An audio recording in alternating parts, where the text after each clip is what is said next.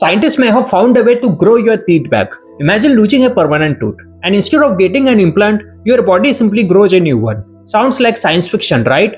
But Japanese researchers are actually testing a drug designed to make this possible. A biotech company called Toregim Biopharma, spun out of Kyoto University, is developing a drug called TRG-035. Here's the interesting part. Scientists discovered a protein called USAG1 that acts like a brake on tooth development. TRG-035 is designed to block this protein. The idea is that by removing this biological brake, the body could potentially activate dormant tooth development pathways and start growing a new tooth.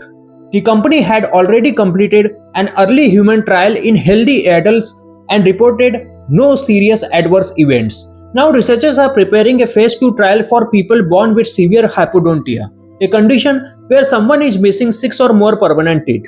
For children with this condition, treatment can be difficult because dental implants usually have to wait until the jaw finishes growing. But there's an important catch. TRG-035 has not yet been proven to regrow teeth in humans. Researchers ultimately hope this technology could help adults who lose teeth from injury, disease, or aging. But that is still a much longer term goal.